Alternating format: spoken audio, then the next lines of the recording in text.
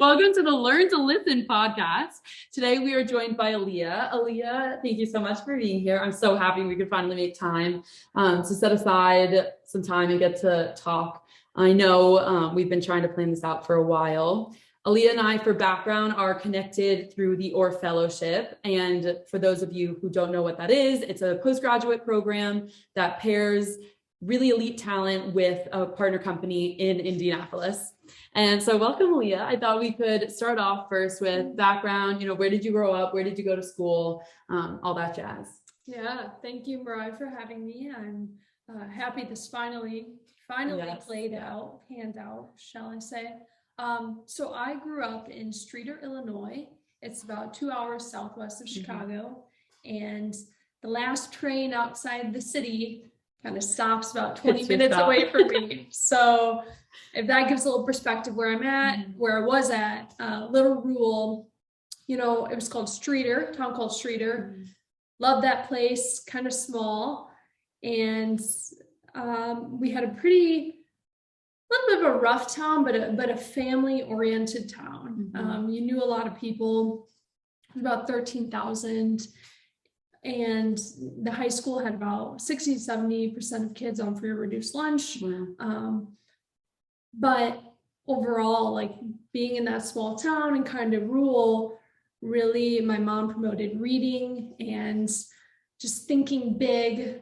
And that kind of inspired me for my future to always have huge goals and know I can, do whatever I want as long as I put my mind to it.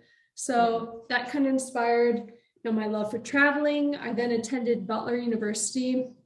I majored in international business and marketing, and then focused on environmental studies. I was pretty involved there in volleyball, business fraternity, sorority, Delta Gamma, and just kind of threw myself in that for a while, and had a post-grad opportunity similar to you and through Orr Fellowship, and I'm working at Qantas International, so in the global impact space. But that's a little brief synopsis. Just brief. Try and give your whole background in a couple minutes. I've never really talked to you, and for those of you who don't know, Alea and I are like besties in Indy. Just met though in June, so we've never really gotten a chance to like talk one-on-one and like really dive into our past. Like I feel like when we met, it was like we took everything we had and like we're connected through the fellowship and just ran with it. So it's so funny hearing you talk about like your mom and growing up and her kind of instilling in you like dreaming big, because I've kind of noticed in your personality like you, and I'm curious if this is intentional or if it's just something you do, but you don't really shy away from asking people to like elaborate on like stuff in their life of like, if someone's like, oh, like this is something I'm doing at work, or this is something that I've done before. And you're like, oh, like, why did you do that? Or like, what did you learn from that? And I like, do you notice you kind of do that? Thank you for bringing that up. I think that I'm very philosophy and purpose driven. And that sometimes when I ask things like that about the purpose of what's that why to that project, or what, I don't ever want to make someone uncomfortable asking that, but in me, it's like, that tells me about you. And I really genuinely like care about getting to know people and their root, because I just like, for myself, I like knowing, I guess, like who they were and who they've become, because that really tells like a lot about who they are as a person. And when I can mesh with someone like you like that, it's interesting because we didn't share much about our past. And a big part of my past, I guess, well, I am present, but I did have 3 brothers growing up. I was the only girl. So it's kind of a motherly figure. There's one older, 2 went to Notre Dame. Just where he went. And then a younger one still in high school. But growing up with boys in the family, I think I like thought of myself as one of the guys until kind of late in life. Okay. So that's why. Did you ever have like a tomboy phase? I'm so curious. So my mom told me she has a picture of me with my shirt off when I was about 7. working outside Yeah. with my brothers and my dad. And we all had our shirts off. Oh my gosh, that is so funny. And so I just like group mentality all the way. Yeah, and I wouldn't have like necessarily thought of that older, but when she told me that, and my mom scrapbooks, so she documented our entire childhood. Oh my gosh, I need to see those at some point. It just like made me think back and like, how long did I like really, was like subscribe to that of yeah, like I am just another like brother here. Yeah, like so, trying to fit in. My way of, and I was into sports, played 3 sports all 4 years of high school, loved them, almost played in college, but I wasn't necessarily good enough to go to one. So like you were. Hopefully. So I just decided to play club in college, but I forced myself in college to join a sorority. Not force, I wanted to finally like understand, I have a hard time saying this, femininity. Well, that's what we're all here for. I mean, I encourage you to like share about it. Yeah, so let's dive into it. I wanted to like join a sorority. I lived with 89 girls in one room. I can't even imagine that. One room. We all lived in one room. But it was just like finally, and I was like, I need to explore. Like I grew up with only brothers. And I had great girlfriends all through high school, and we were really close. Right. Stayed at each other's houses. It was great. But like it was different, like living with them in the same home. So college and in the sorority for a few years, I learned so much about like woman and womanhood, and I wouldn't change that for anything. So I just feel like I have a decent view on brotherhood, brothers, and then womanhood. You feel like kind of being on a team of women. Yeah, probably felt that in college as well. But. Yeah, I think so. I think for me, it's interesting because I would have never, growing up, older sister, younger brother, and Daniel, my loving younger brother, definitely had to like we would like dress him up, and like he was playing the video games that we wanted to play, like. I mean, until he got up to an age where he'd be like, no, I want to play this or anything like that. So he definitely, he was so patient with us growing up, looking back on it now, because we definitely tested his patience. But I think it's interesting because I was definitely like a girly girl growing up. Like yeah, right. I do love like my flashes of color and like my jewelry and everything. So, when my sister and brother and my dad would all go and watch like adventure movies or action movies, my mom and I rom-coms, like that was, since I can remember. So I definitely was on the more like feminine side growing up. And I think I was like terrified of guys, probably until I would say like sophomore year of high school when I started literally, I'm like they would just like make me so nervous. Like I think a lot, like that's the age you're growing up and it's coming of age and everything. And so I had like guy friends, but trying to discover like who you were along with guys and guy friends, I didn't really start to get confident in that until it was rowing.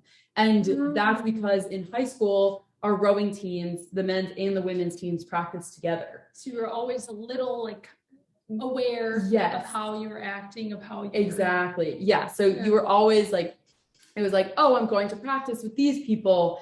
And rowing, it made it so easy because it's not a beautiful sport. It's not like you're dancing or anything. Like it's not. I just think of like comparing it to ballet. No spandex there. Yeah. So and like you're just like grueling. You're like on the verge of tears, like red face, everything. Yeah. And so it was a good practice for me because it let down my guard of like, oh, you want to have this image that you're putting out of like. Yes, I'm super feminine and I am proud of that, but I also can be strong. And that it started probably sophomore year when I really started picking up like lifting and rowing and looking into competing at the collegiate level. Yeah. And that's when I started to kind of get insecure in, I don't want to lift. I don't want to be able to lift more than the guys at my high school because I was so nervous that would play into like, oh, they're not going to be attracted to me. So that's like where that relationship came into play. I now consider myself, I'm like, oh, I have such a great support system in my guy friends. And I don't think I really would have had that confidence to have like those guy friends in high school and college and outside of college now, if it hadn't been for rowing. Yeah. Kind of so the formative experience of embracing like muscles. Exactly. And embracing like your body for what it is, even though rowing, you have to be strong. Women rowers. You can't, you can't back up. No, you can't. And like, if you want to be a D1 collegiate athlete in that, you have to. You kind of have to like strong. Yeah. And you have to get over that, which, luckily I had like great high school coaches who kind of taught that to me. So when I went to college, it was a different story than when I started out rowing.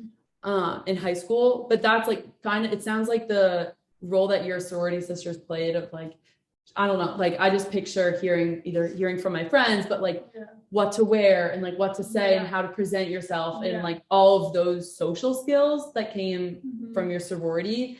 I feel like I got the opposite of that, of like how to put myself out there and still be feminine, but also like strong and like figure out the masculinity and like how to navigate all of that. And like, if there is an insecure man whose my strength makes them insecure, navigating that and like how to, I guess, approach it. Well, thank you for sharing. That's it's really, I know my best friend, she shout out Delaney Jackson.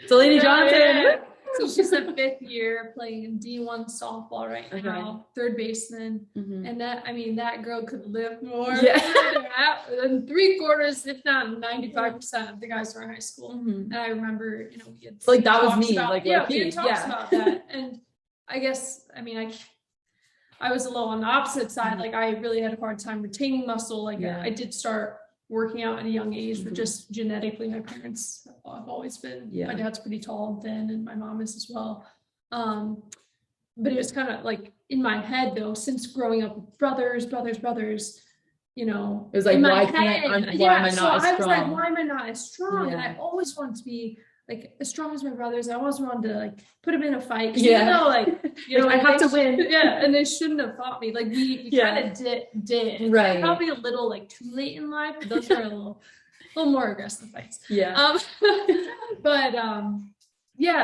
Yeah. So that kind of did change in college, and that's like, again, we're fresh out of college, so keep that in mind. Right. We're reflecting back on my my past 8 years. That's why the sorority kind of was, at the time it was difficult sometimes, of course, but like I learned so much from different women from across the US. So that's different mindsets, different backgrounds, diverse to a degree. Butler was still predominantly white school by far, but I really appreciate it. I think that's the similar feel of like getting other perspectives. I think that's what the rowing team served for me, of like, this is your group of women while you're away from home. But common interest, like some that common, and that's the beauty of a sport. And granted, though I didn't play D1 college ball, like it's still, though, it carries across like any my team. Girls throughout college, my club girls we played year rounds, and they were totally different than my sorority sisters. No, I laugh and say it, but they're just totally different groups. Even though we like, just having that one commonality can be nice, but also being with people that you are really different from is like, that's what I do see. In order to like feel like, in my perspective, get a full life, like I want to seek out different perspectives. Again, granted, I was in the Butler bubble, so I don't want to act like I was right. I was in the Notre Dame bubble. Any school you go to, you have a bubble. But I guess, speaking of that, way like you and I think I have broadened our perspectives, and not, people use the term perspective like too often, and I'm kind of big into words. I like since I was oh my gosh, your word journal. Okay, you have to tell the story of your word journal. So starting in high school, I don't know why, like words that I read them. This kind of spurred from probably like a love for reading and different Well, I don't want to act like I read all the time. Like, well, for reading, sports, just different here things. I would write them down in like one journal. So like, I remember one of my first words was lob that I loved. Lob, like a lob pass in basketball. And I was like, whoa. It just like hit me weird. Okay, so I wrote it down. Next one was ricochet. I'm like, wow, that's is that French? I don't know, but it sounds like sick, right? So I just started this list. Now I'm probably, 8 years later, I'm like probably 10 pages deep, but it's like pretty filled. That's such a, when you told me that for the first time. Oh my gosh. We'll have to come back and read it. That would be really funny. No, when you first told me that, I was like, that's when it really shined of like I feel like you do, there must be a word for it, but like lover of words, like you just appreciate that, where I'm like, oh, like it's fun to say for me, like ricochet or like epitome, like that's another one. Is that on the list? Great word. Thank you. Maybe I'll put that on my own list. But like those types of things where I'm just like, oh, like I kind of just read it and it's done. But for you kind of like take a second to be like, oh, like you think about that word and like the fact that you consciously write it down is so cute for me. I'm like, that's so adorable. But yeah, I think, like that, I think that's why we get along so well, is like, yes, people do use perspectives a lot, but it really, like words, the things you say, like written word or verbal, like they really do make an influence or have an influence on you. So like, that's why I love podcasting. And I know you also love podcasting. When I asked you to come on here, I didn't know you were excited. And I also thank you, because I remember telling you for the first time that I had a podcast, and like you were so intrigued. I was just like that you had one in college. I was like, good, it takes a lot of effort and time. And I was telling you earlier, again, pre-recording, it's like the good stuff happens before. But it's like, no, so what I heard from a mentor, maybe honestly it was another podcast. My personal mentor. They got a podcast, like they can feel like a personal mentor sometimes, honestly. So. Maybe it's from someone I knew, or a podcast that I heard this morning. It's just fresh. But they said that like, a lot of, it's gonna sound maybe a little dark, but like a lot of thoughts have already been thought. Like humans have been around for like a long time. I don't know how long. So exactly. Long. But like a lot of these thoughts have been thought, and like the people who are true innovators, like you can be an entrepreneur, right? But true innovators like execute on that thought. And relating back to your podcast, like, I don't know, the hardest part is executing. You can think of all the things, and that's sometimes a problem I have. I'm like, have all these, right? And it's like the strategy and the execution, and the people who do that are the ones. And again, I don't like using the term successful. I use that loosely because success, it can be defined in so many ways. It's very subjective. So anyways, that's why I applaud you for it. I was really. Thank you.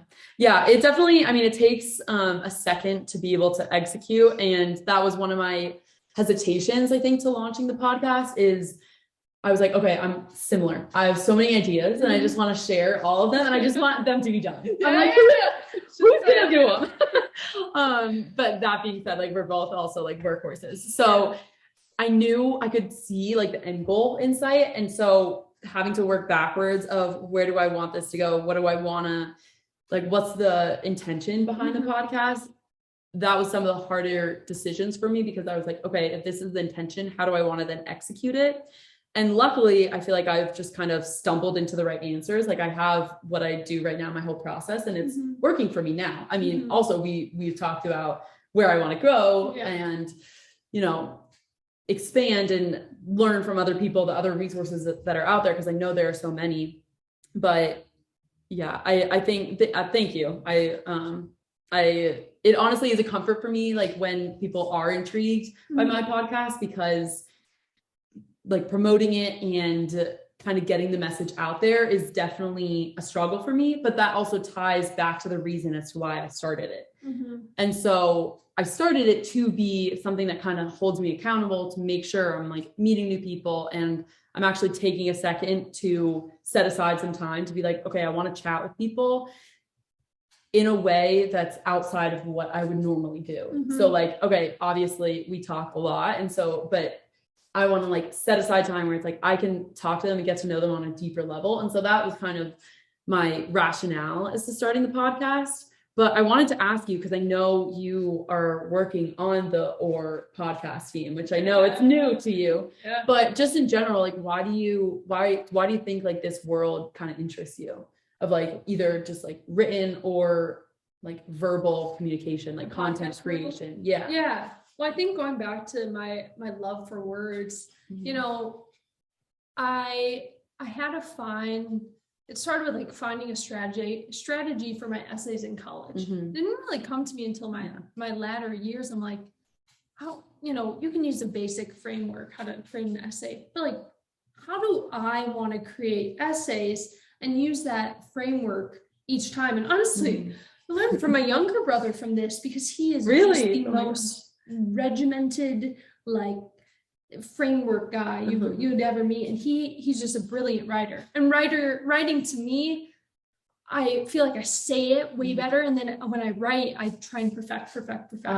So that's why I like the writing blogs and stuff. I just like have backed away from. But I started in college doing the beginning of my essays. I'd always start with like a main idea of the essay in one word. Whether that was, I'll give an example later, and then from that word, I'd take like the Latin root or whatever root it was from, whatever language, I'd research the word. I think it'd start with the etymology of that word, like whether it's Latin root. So if it's like neo, N-E-O, that means modern. I remember like correctly. New, it means new or modern. We'd use it in neo-Marxism in my environmental studies class. That's where it was from. Anyway, so like you'd start with some sort of root of the word, and then I'd like go into the history of it and how that relates to the essay, the greater essay. Yeah, so I'd have to like think about starting like kind of philosophical, and then I get down into the nitty gritty. But I really liked that framework for myself.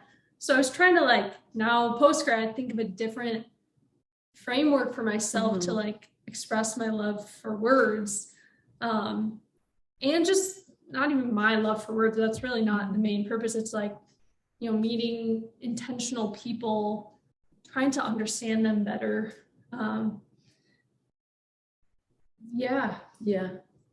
So, and that's why like when I saw your podcast with Learn to Listen before I even met you, right? You have to have an intent to listen. And it's like, it's hard to listen sometimes. Very. Struggle. And like, you know, who are we if we're not listening to our peers, like attentively? Oh my gosh, it's like we could have planned this. We didn't stage it, but like that was the rationale behind the name. Oh, really? Yeah. I didn't know. I see. So for me, I was juggling with like, what do I call this? Because I wanted it to be focused around vulnerability, mental health, like getting to know people, human connection.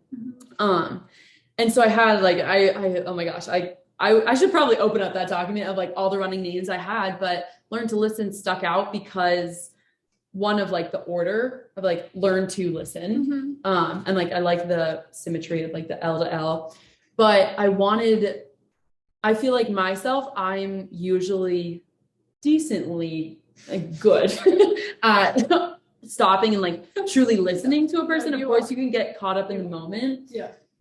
But I wanted to like encourage other people to do that. Because when I started the podcast, I felt like, I mean, it was in the height of COVID coming back senior year. And so I just saw a lot of frustration about like people just missing what other people were saying. And it wasn't just about COVID, but like everything that trickled down from it, and just like mental health as well.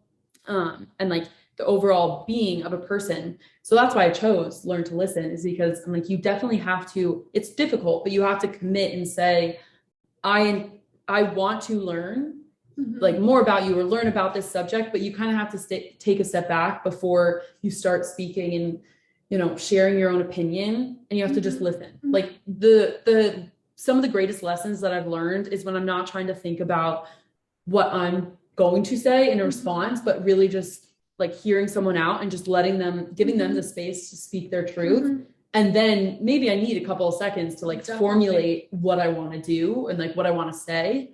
But I've learned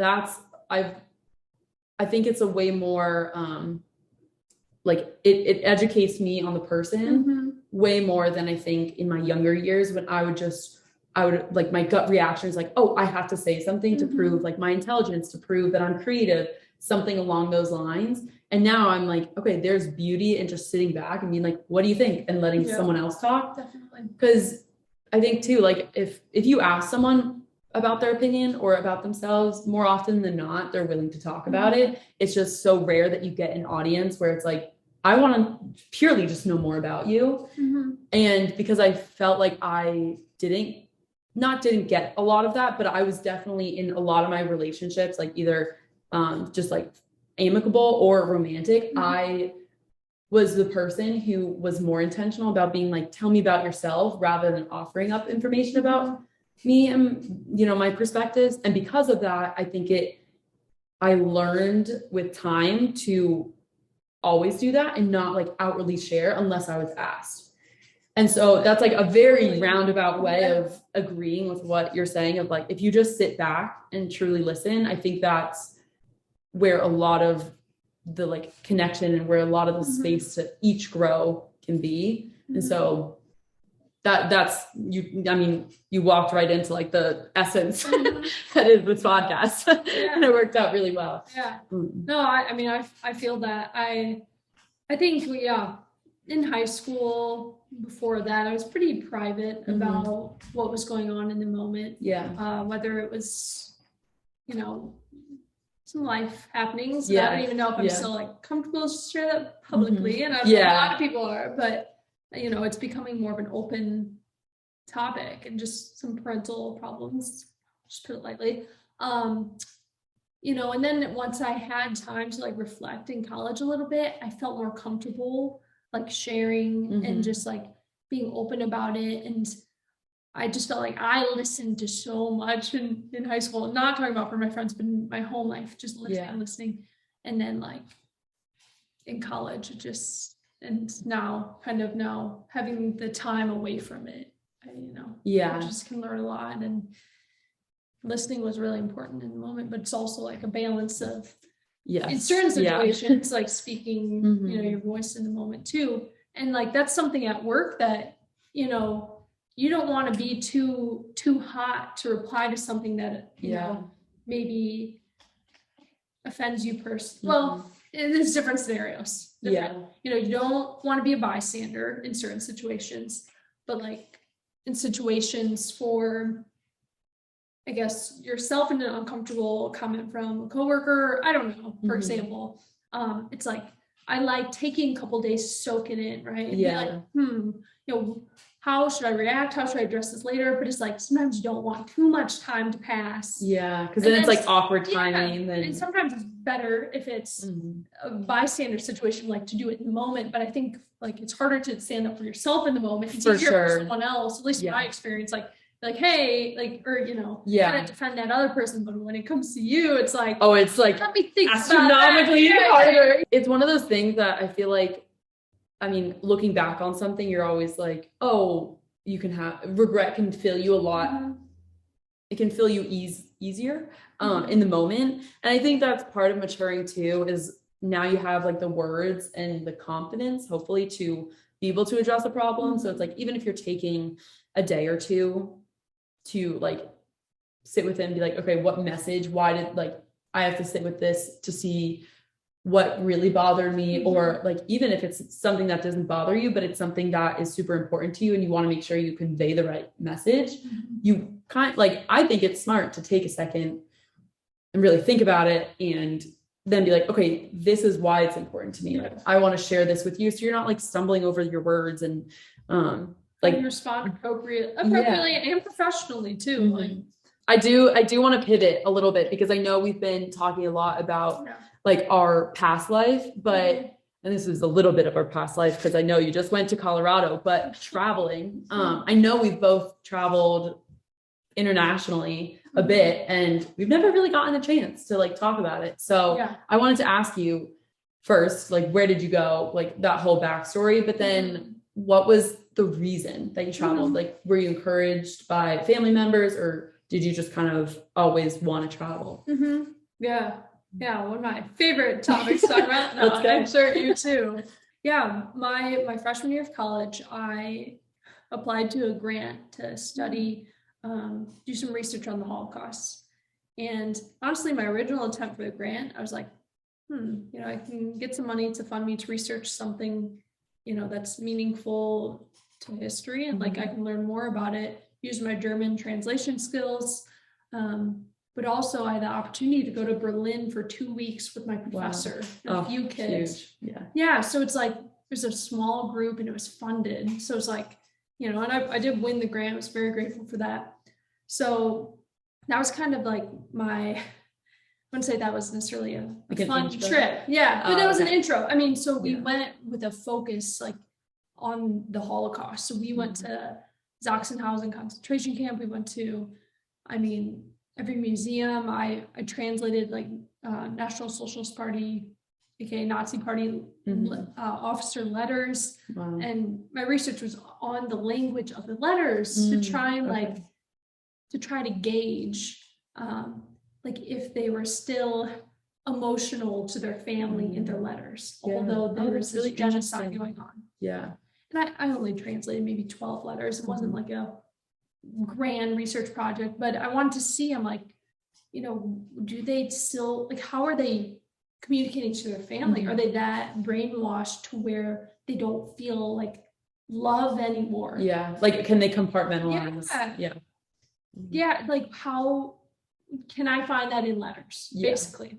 That's a really interesting. Yeah. And it was, and I think I first wanted to travel, and then I really got into the research. So that was a dose of reality, number one. Number two, really neat to be with my professor one-on-one and with a small group.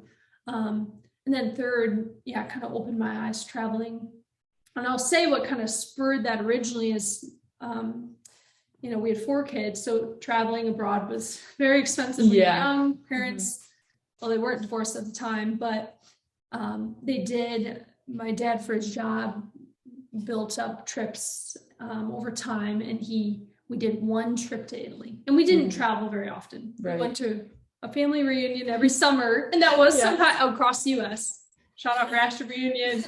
That could be another talk. Yeah, that's true. But so like them investing in that trip, which they paid off for a very, very long time, because they knew they wanted to get us some sort of international experience. And my parents didn't travel at all. They're both from the town they grew up in, small town in Illinois. Both stayed and only lived in Illinois. So I really need to talk to them what's for that. But that at a young age, like How young were you? Okay, I was 14. No, that's so still young. But it just really opened my mind. And like my brothers and I snuck out, and we were in the streets of Rome alone, and we were at the Vatican, and it's just I'm like, what is this? And my youngest brother, I don't know how much he even remembers, but it just was so formative because I was from a small town in Illinois. And anyways, that's for the Germany trip, and then I ended up studying abroad my junior year in Marseille, France. So it's the southern tip of France along Saint-Tropez, and that sounds so elegant. And I don't speak French, I speak German, so it's not good. But so I originally wanted to study in Lebanon, which is where my dad's Lebanese, his family's from. It wasn't necessarily safe for me to study there. I probably could have, but there's kind of a lot of people against it. Even though I still think that a trip there will kind of complete me. Some things that I've just really felt, I think it's just because I have that deep longing for understanding that part of my identity. Although I'm 3rd gen, it's still my dad is still 100% Lebanese, and we still have some cultural, a lot of cultural norms still intact. No, I traveled when I was 14 as well. Yeah. I went to, you did. yeah. Same, see? It's a formative age. It's a because we were like yeah. in high school, and high school was so big, right? It's like, whoa. Yeah. Travel, Yes. Yeah. Sports. And, okay. The whole shebang. Yeah. So I can't, I wish I remembered, but I think where like I caught the travel bug was more, so my sister, she applied for this program, and it's called People to People Student Ambassadors. And so you applied, you got accepted, and then it was like a local group from your area, schools all across the state would go and travel together with like some, not sponsors, with some, what do you call those? Adults who watch over you. No, adults who watch over you, like chaperones. Okay. Chaperones. And so it was probably like a group of 30 kids, like ranging with like within 2 years of each other. And she went on one of those trips to Europe. And I saw just like how much fun she had, and all the, like, she came back and I was like, oh my gosh, that's such like a mature adult thing to do. And so I, of course, wanting to be like my older sister, I was like, okay, I have to do the same thing. And luckily got accepted. And I went to Europe, and we went to 7 countries. But to go to 7 countries at 14. That's huge. It was, I mean, I was just in Rome. Right, like it like opened up my whole life, and I was like, oh my God, there's this whole other world. Yeah, it's right, kind and of crazy. Yeah, and I think one of the things that I took away, of course, like outside of traveling, is that's what made me so comfortable with being independent, because that was the first time I was away from my family, and I was at 14. Yeah, like to think about how many changes like you're going through, how many new thoughts are running through your head at that time, to travel and like to be without my family. And they were so good. They said like, you reach out to us when you want to talk, like, bless my parents. My mom was probably like freaking out, but like, so they were so good about like being like, text us when you can, whatever. But like, I was offline for the most part. Yeah. Off the grid at 14. Like, when do you ever get that? Right. And so I think that's where I realized, I was like, holy crap, like I need to do this as much as I can. And then luckily, bless my parents, they like sent us, my sister and I, on those trips. My brother just didn't want to go for some reason. But then I applied for a grant the next year, and it was like a writing competition, and I won it. And I was like, okay. And so the following year, so when I was 15, I went to the South Pacific. So Australia, New Zealand, and Fiji. Oh, down under. Beautiful. Over there. Yeah. It was so fun. And so that's kind of what I think awoke for me, of like that love for travel, and just like absolutely seeing the world and like people from a different perspective. And I think that's why now, like, I could probably trace it back as to why I'm so accepting. I'm so curious about other people. Like, I really love that human connection, is because I'm not really that, like, I'm not fearful of it, because I did it from a young age. So it's kind of like, I'm more accustomed to it versus people, I think, who haven't traveled, and they would be, I think, more apprehensive to like get to know people like different from themselves. Yeah. I mean, it's kind of hard to like pinpoint, like, because I do relate a lot back to childhood, because I mean, that's when a lot of, I mean, that's when you're like literal, you're forming yourself. It's like, you're from age 0 to 5, like your brain's formulating all these like connections, and I think literally your neurons are connecting until age 5, and like even, I mean, till like 25, but like formatively, I think it's like 70% to age 5. Yes, I mean, it's a huge jump. Yeah, so I'm not sure what happened there, but I think just like Rome, also just roaming around my whole town, just feeling like I own the place, like rather like this is like being an explorer. Yeah, like a little explorer. And then I remember I had a Paris room for like 2 years. I think like half the girls had that, but I love that. I definitely, I had a little earring hanger that was like the Eiffel Tower of my wall. Yeah. And then I also think like once I started understanding like the Lebanese part of my family, and then my mom's really into genealogy, and she's German Norwegian. Like I really wanted to try and understand. I'm like, wait, so I came like at a young age. I'm like, whoa. So like you came over from Lebanon and you went through Marseille, where I studied, the third largest port city at the time of the second immigration wave, late 1800s, early 1900s, and then like came to America, and it's like I just felt that I like was trying to feel me being there. I'm like, oh my gosh, like, and this sounds bad, but like not sounds bad. This is like, we're so blessed for having this, because a lot of people don't have documentation, especially in America, when you're a refugee or African American. I mean, so, but we like kept really strong documentation of our immigration over, and it just like, we have a book, like I just, that blows my mind. It is, and I like, it's literally from like, I mean, I shouldn't say this, I don't know, but there's like a story that like Jesus stayed at a Rashid's home in the Middle East. Oh my gosh, no way! On his travels. Oh my gosh, you know, and that's what's the past sound, right? But it's like, and I think since the Middle East for me, like, was like, that's where humanity like started. Yeah, that's where humans were first, right? Or it started there. I think that just like kind of blew my mind. I'm like, so how far back does my lineage go? And I was like, so it kind of gets like, it gets to that big picture. Yeah, like, and I just blew my mind at a really young age. So I don't know if you had one of those points that you were like, something that you're like, what?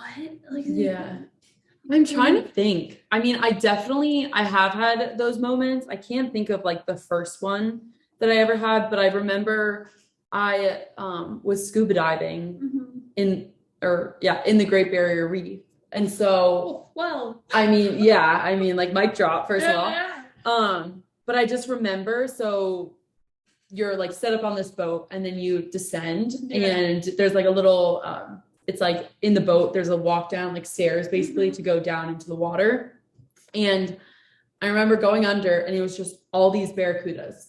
And I was like, oh my God, like, nobody prepared for this. Wait, I mean, barracudas are terrifying. May I ask what that is? It's a fish. Okay. Yeah. Okay. So barracudas are like, they're like some of the, I'll fact check this after, but, like, there's some of like 4 things I said. Yeah, I know. No, I just, we'll wrap that into this conversation. So barracudas are like, they have like very sharp teeth. They're very good at swimming. Like, I think they're like, they're not like piranhas, but they have the same reputation of a piranha of like, oh shit, you see one, you're like, that could like eat me. Okay, yes. Nice. Yeah. Yeah. It was great. Yeah. So I get into the water, and that's the first thing I see. And why they were there is because they're so used to tourists throwing food over the boat that they just circulate. So those ones don't really attack you. But like, I mean, for me, I was 15, and that was like the first time I got my scuba diving certification for that trip. That's so cool. Yeah, it was awesome. But I just remember like going underwater, and I was like, oh, I am very much what happens in this ocean is very much out of my hands. And I remember there was a huge fish too that was probably like a ton, like literally weighed a ton, and it just like slowly came up like next to me, and I saw it in my peripheral, and it was just like looking at me, and I was like, oh my God, like it was one of those moments where I was just like, big picture, like I'm such a little small part of it, and there's this 1-ton fish swimming next to me, and I'm a human in this massive ocean, and that's like, no, that's a great, so I remember that there's probably other ones that came before it of like, oh my God, like there's a huge world, and like you can't even really like picture in your mind how big it is. But I think that traveling, that was one of those things that really like stuck with me of like, oh my God, it's out of your control at some points, you know? Crazy stuff. It is. And that's internationally. And so you went to 7, I also went to 7 countries in Europe as well. Before study abroad got cut short. I know a lot of us probably felt that. That's okay though. But like, I also want to note that like, I mean, traveling for us, especially, you know, at high school or younger, I mean, it's definitely a privilege to do that. Oh, yeah. Like, whether your parents saved up for it or whatever their financial situation was, like, you know, traveling's expensive, and it's like, not everyone can have that too, but you can get it in different ways. And I think that like being in that small town growing up, like you had to be really creative with what you wanted to do. Right. So like you can find traveling in little ways too in your head more. Yeah. Or like to the river, you know, like exploration. An explorer, a mountaineer, a farmer. Like I definitely see that like come out, and I think that's where people's creative side also comes in, like people who express themselves through music or like through street theater or something growing up. I feel like that's them exploring like the same things I think that you can get if you travel, if like you're exploring yourself, your place in the world, like your personality, your independence, your creativity, like all of that kind of came with traveling for us. I think you're completely right in that there are other ways to find it, express that urge for exploration. And that's the other thing that I've thought about kind of a lot, is that I'm like, you don't have to physically be moving for you to feel like, go physically traveling to here and exploring all day. And it's like I had to like learn that, like, and I think pandemic forces is like, you have to be okay with being like not sedentary, but like with yourself. One place. And with yourself, but also like I think like changing geography is good, like mentally, at least for me it is, like just to explore and something new. But it's like I also thought a lot, I'm like, I need to be okay with like not having to go somewhere else to feel like I'm getting away.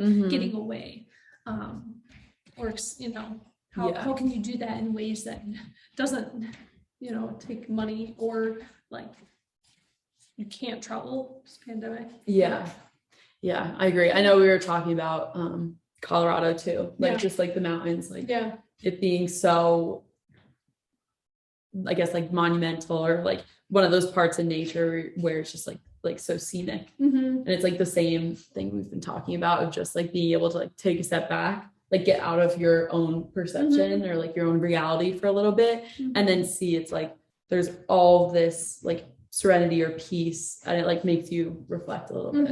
I think that's what I love about like traveling, or the creative side, like this podcast as well, is like it kind of forces me to check myself and like check my reality.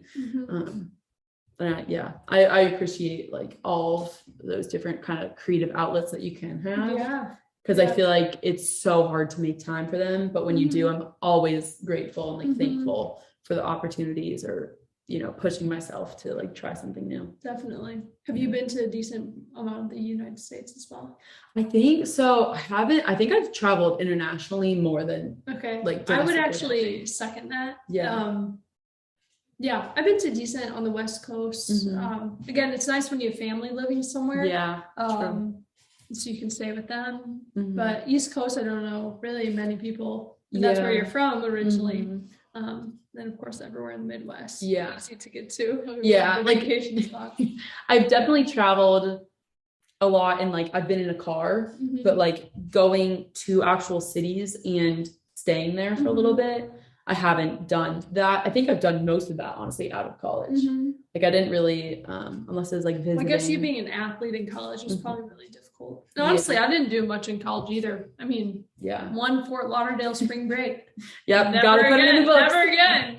Just like, but well, outside in the United States as much. We traveled a decent amount for rowing, but I feel like you don't get to see the city that you're competing in, because it's so, athletically focused. But I know we've been talking for so long. It's been so fun. I don't know if there's like any other things that you want to like say or talk about, but this has been so much fun. I don't know what a good takeaway for the audience is today. This is just kind of us chatting, but I don't know, we're just trying to figure it out post-grad. It's an interesting time to like have time to think about your college experience, and like it's a great way to put it. And try and now like that you're in the realistic working world, like who do you want to be, like what lifestyle do you really want to have without other collegiate influences all day every day. Yeah, so it's an interesting time. It's hard to articulate. Yeah. We're trying though. Oh yeah, I would say we're doing a pretty good job. Okay. Well, I think we have a lot on our plate right now, and I think for the most part, we're succeeding and at least growing. Yeah. If we can't say we're succeeding, we are learning. So yeah. So long story short, move to Indy. Yeah, true, very true. I second that a lot. It's a fun squad we got here. But seriously, thank you so much for coming on the podcast. Thank you for having me. Oh my gosh, this was a productive conversation. Oh my gosh, I definitely think it was. All right.